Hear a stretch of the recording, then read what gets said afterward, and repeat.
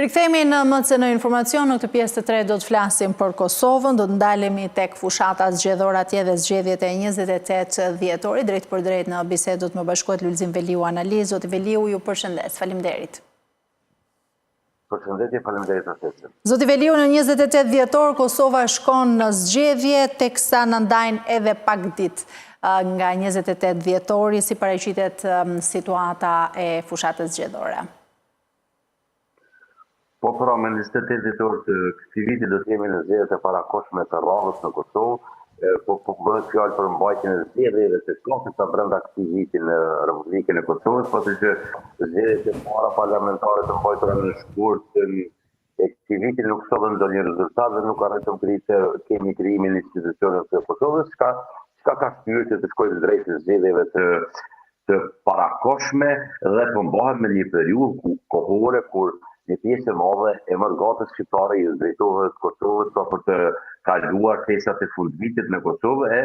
në këtë rast do të keni mundësinë edhe për të votuar direkt në përqendrat e votimit në Kosovë, pra dhe pritet një fluks i mirë, një fluks i madh i mërgatës, se cilët tani më vetëm se kanë marrë rrugën ose kanë arritur në Kosovë, dhe pjesa tjetër është në rrugësim me sipër, çka është parë qartë edhe në regjistrimin e diasporës në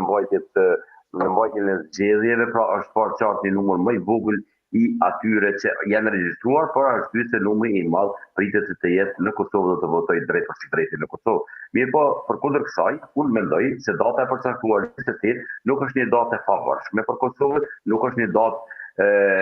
e mirë për të mbajtur zgjedhjet, për arsye se kemi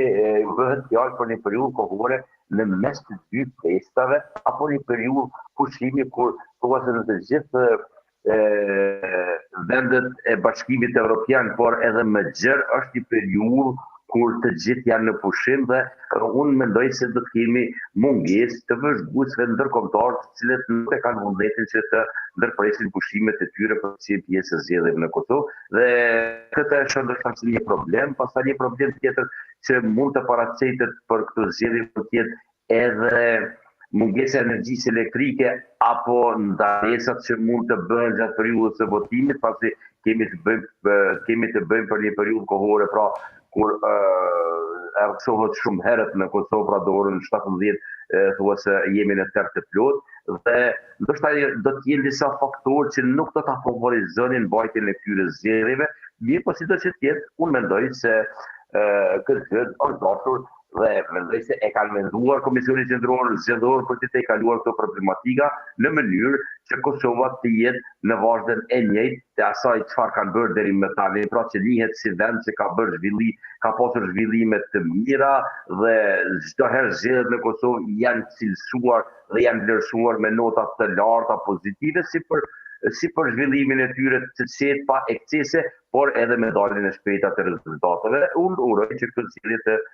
të vazhdojnë të kenë të njëjtën vazhdim të zgjedhjeve të kaluara, pra të vitet me radhë kur Kosova ka zhvilluar zgjedhje të mira të ndeshme, por edhe me rezultate të shpejta. E qartë, po klima zgjedhore, klima e fushatës, si po ndihet? Pra si po e bëjnë fushatën e tyre partitë politike? Mua më duket se ka një reflektim në krahazim me zgjedhjet e shkurtit kur i gjuha në mes të subjekteve politike dhe liderëve ishte shumë më ashpër se tani, kishte edhe fyrje të shumta. Unë uroj që të vazhdojnë këtë mënyrë dhe të mos tensionohen ditëve në vazhdim apo në prag të ofrimit të datës së zgjedhjeve, zakonisht fyrjet për të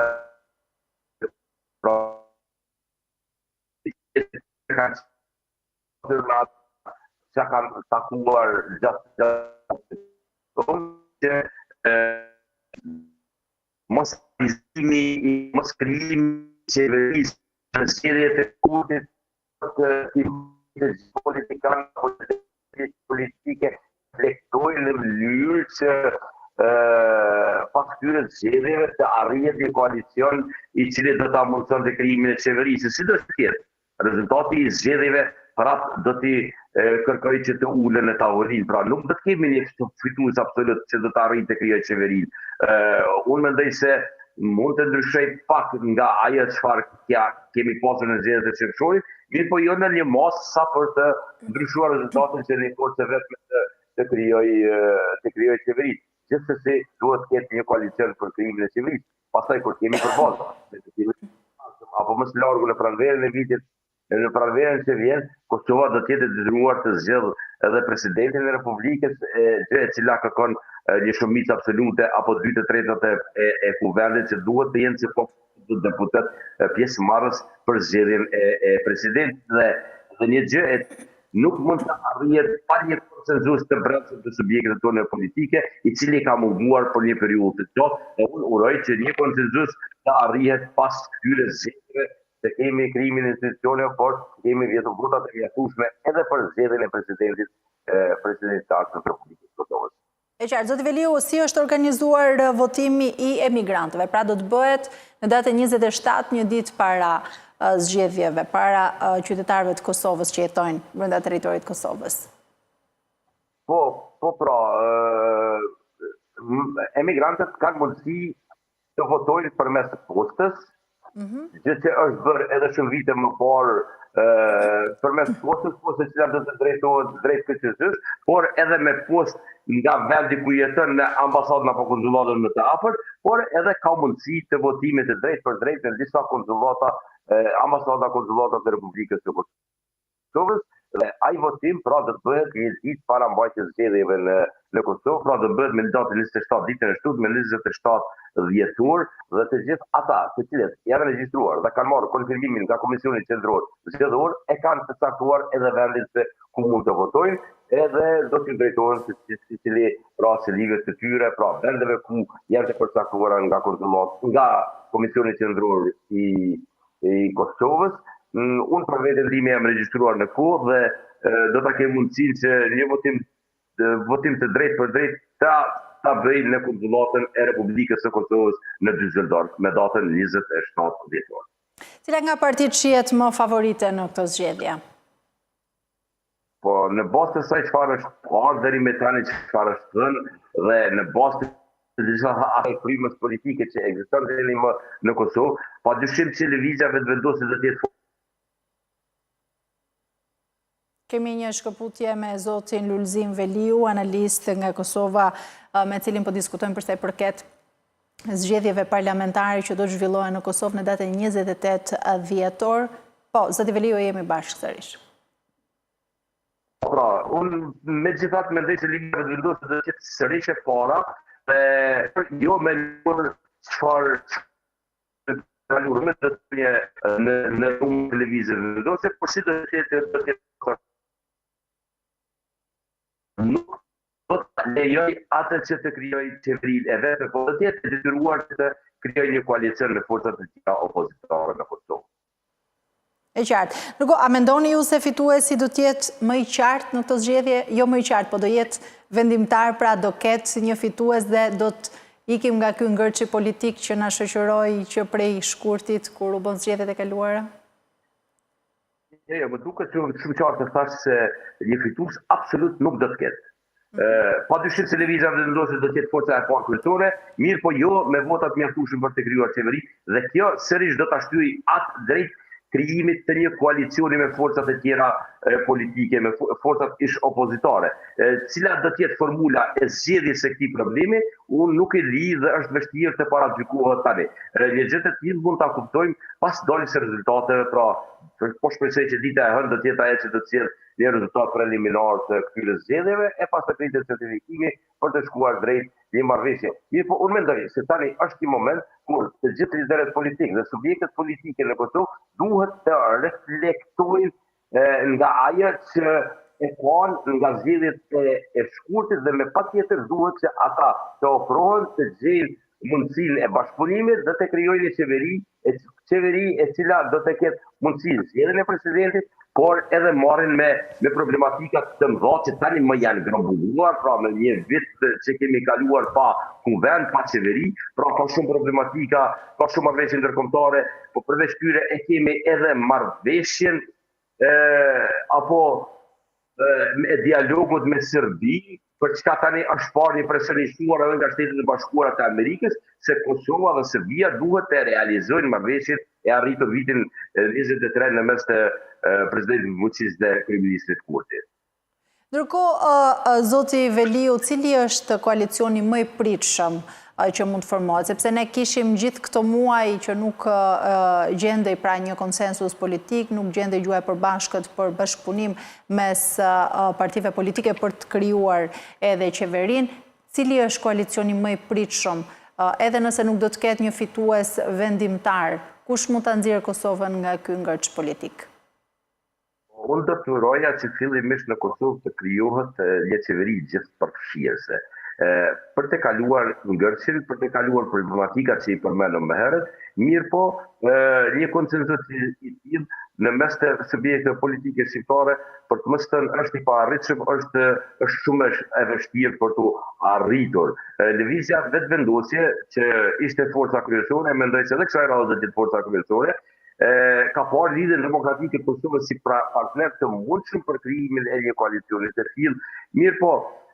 Lidhja Demokratike nuk ishte e gatshme të bëjë një koalicion me lëvizjen vendosje. E për fatin e keq, Lidhja Demokratike nuk ishte e gatshme të bëjë koalicion as edhe me partitë ish opozitare, pasi që ata në fakt kishin numrin më të madh të deputetëve shqiptar në Parlamentin e Kosovës, mirë po ja që ata ishin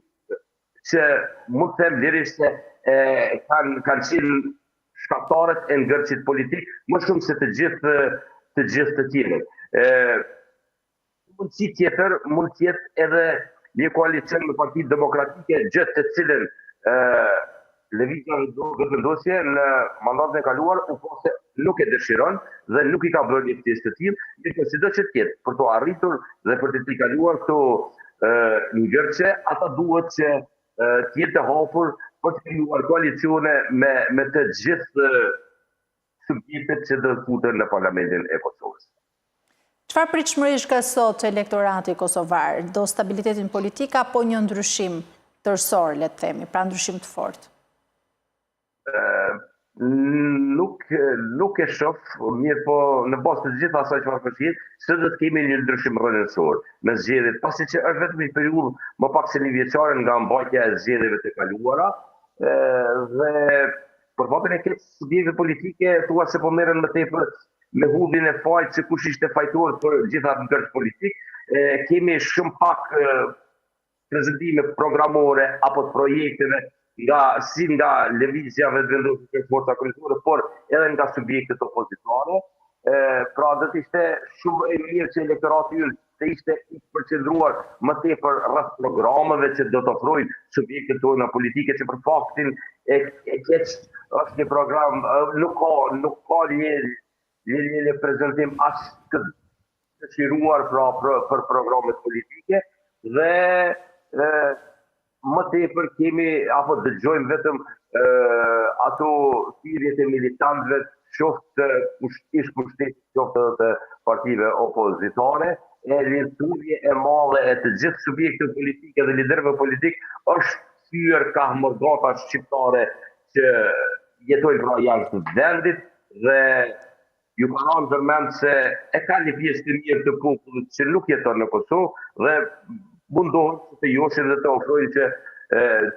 vota e mërgatës të jetë ajo vendimtari që do të bëj shkëputin të njerit apo subjektit tjetër. Por ne gjithë e dimë, sidomos ne që jetojmë në mërgim, e dimë shumë mirë që interesimi i subjekteve politike, por edhe institucioneve të drejt mërgatës është shumë i pakët, për të mos thënë fare, vetëm në rast zgjedhjeve. Pra, ndërsa tani në çdo debat televiziv, si të subjektet politike apo të analizëve të ndryshëm,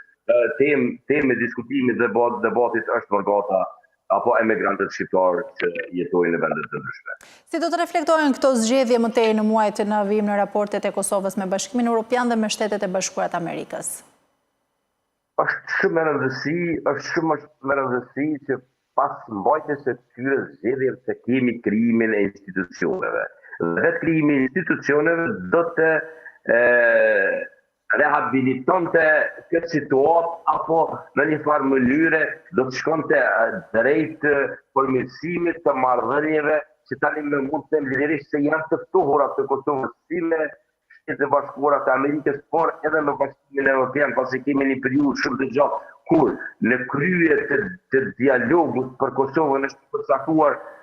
Jensen Petersen, i cili asnjëherë nuk ka arritur të takojë palët në tavolinë për shkak të problematikave të brendshme qoftë në Kosovë ashtu edhe në Serbi, pra dhe një rikthim apo një qeveri e re e cila do të fillon të zhvillimin e marrëdhënieve dhe ofrimin e partnerëve ndërkombëtar, do të ishte një lajm shumë i mirë dhe pozitiv për Kosovën dhe për qytetarët e saj. Ndërkohë, zoti Veliu, pak para këtyre zgjedhjeve